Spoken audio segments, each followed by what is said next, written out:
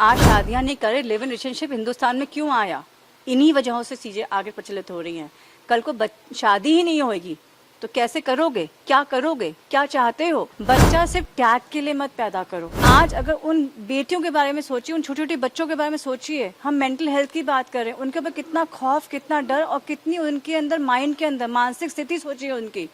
और मैं वो कहती हूँ, जो 4 औरतें हैं, जिनको हम 5 औरतें, जो नैनीज जिनको हम कहते हैं, नैनी का मतलब क्या होता है? प्रेम के साथ एक बच्चे को ध्यान रखना। आज हम बच्चा जन्म किस लिए? जैसे टैग के लिए कि हाँ मैं माँ बन सकती हूँ, या हम उसको बस अपने काम को, अपने प्रोफेशन को हम ज़्यादा समय देते हैं। बहुत ही दुखद घटना है और इसके लिए मैं जिम्मेदार मानूंगी आज के माहौल को, आज की माँओं को। 3 साल से छोटे बच्चे आज अगर माँ से छूट के जा रहे हैं एक डे केयर में, क्या पहले बच्चे पलते नहीं थे? क्या पहले हम लोग नहीं पले? क्या पहले हमारे को अच्छे संस्कारों से और हमें अच्छी अपलिफ्टमेंट नहीं दी गई क्या? मैं एक ही बात हमेशा कहती हूँ, जब भी मिशन शक्ति के लिए मेरी स्पीचेस होती हैं, मैं स्कूलों में लड़कियों से मिलती हूँ और उनसे बातचीत करती हूँ, तो एक ही बात कहती हूँ, बच्चा सिर्फ टैग के लिए मत पैदा करो। बच्चा अगर पैदा करना है, उसको याद रखना कि आप भविष्य के निर्माण करता हो, आप हिंदुस्तान को एक भविष्य दे रहे हो।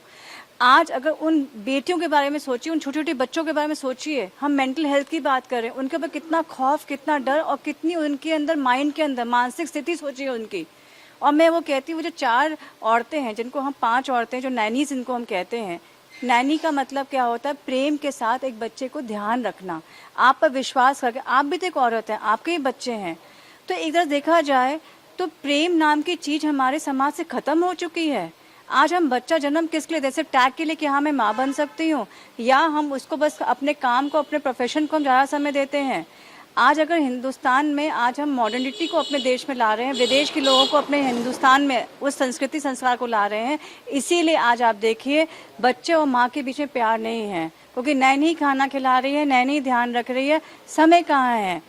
इसीलिए आज ऐसी घटनाएं घट रही हैं। और मैं ये बात निवेदन करूंगी कि ये चीज़ें बंद हो जानी चाहिए। मैं सरकार से ये बात का निवेदन करूँगी, मोदी जी से ये बात का निवेदन करूंगी कि ये जरूर से ये चीज़ें, as a mother I would say, क्या हमने अपने बच्चे नहीं पाले? क्या हमारी माँ ने हमारे बच्चे नहीं पाले? आज वो समय की परवरिश होती थी, एक स्ट्रॉन्ग बच्चा देना। आज की परवरिश में क्यों आज के समय में छोटे से बच्चे को डिप्रेशन है? आज क्यों बच्चा स्ट्रेस में है? आज क्यों बच्चा डर में है? आज क्यों छोटा सा बच्चा सुसाइड करने की सोचता है? अपब्रिंगिंग के ऊपर है, क्वेश्चन है, पूरा क्वेश्चन मार्क है। आज एक माँ और पिता दोनों अपना रोल अदा नहीं कर रहे हैं, इसीलिए आज इतनी समस्याएं भी सामने बच्चों के साथ आ रही हैं।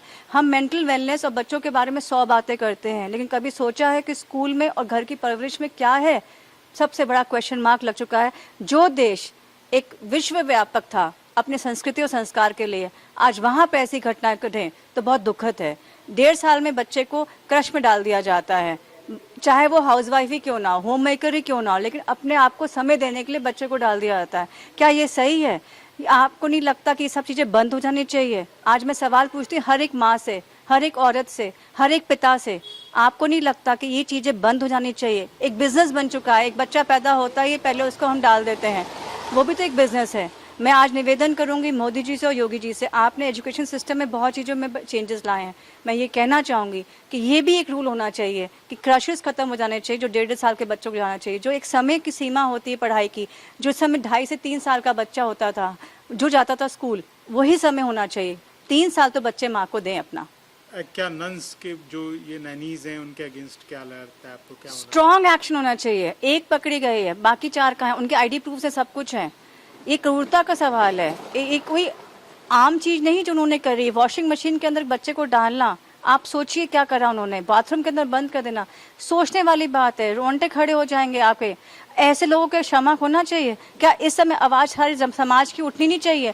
आवाज उठा रहे हो तो पहले कर्म भी देखना चाहिए, और इन लोगों को सख्त से सख्त सजा मिलनी चाहिए इन लोगों को, क्योंकि वो भी एक तरह से अटेम्प्ट ऑफ मर्डर ही हम इसे कहेंगे। किसी बच्चे का अगर सांस रुक जाती तो कौन जिम्मेदार होता? वो तो शुक्र है बच्चे जीवित रहे, लेकिन आप एक बार ही ठंडे दिमाग सोचिए कि वॉशिंग मशीन में और कमरे में बैठा हुआ बच्चा रोए जा रहा है, क्या उसकी सांसें रुक नहीं सकती थी? आज क्या वो हत्या का अटेम्प्ट ऑफ मर्डर नहीं है वो? तो क्या ऐसे लोगों को क्षमा करना चाहिए? और उनके ID प्रूफ हैं, क्यों नहीं पकड़े गए बाकी 4 और? हाथों हाथ कहते हैं ना, फास्ट ट्रैक कोर्ट जैसे कहा जाता है, कुछ चीज़ों में हमें तारीख नहीं देनी चाहिए। कुछ चीज़ों में हमें 100% फास्ट ट्रैक से न्याय देना चाहिए, जिससे कि आइंदा कभी गलतियां ना हो और ये संस्थाएं 100% बंद होना नहीं चाहिए। उधर सिया मामले में जो है, सिया ने भी जो है एक अश्लील इशारा करते हुए मीडिया को मिडिल फिंगर दिखाई है, क्या कहेंगी इसको? कितनी बड़ी विडंबना है आज के समाज के लिए। हिंदुस्तान जो आज भी पूरे विश्व में ज्ञान के रूप में जाना था, और आज वहाँ की महिलाएं जिनकी कहा पूजा करी जाती है, यहाँ के महिलाओं की, जहाँ भी देवी देवताओं की पूजा होती है, आज की महिलाएं, आज की युवा युवतियाँ आजकल कर क्या रहे हैं? सिया एक गुनाह करा, उसके बाद भी शर्म नहीं है, और फिर भी आज लॉयर्स खड़े हैं सिया और चेतन का केस लेने के लिए। हमें तो एक औरत होकर हम ये कहेंगे, आपको शर्म आनी चाहिए। आपके घर में बेटी और पत्नी है, आपको शर्म आनी चाहिए केस लेते हुए भी। हम तो वकील से कहेंगे, जब एक औरत को शर्म ही नहीं है अपने काम पर, तो किस लिए उसके साथ लोग खड़े हैं? किस लिए उसके साथ वकालत हो रही है? क्यों नहीं आज वकील कहते कि ऐसे केस हम लेंगे नहीं, इसको सजा देनी चाहिए?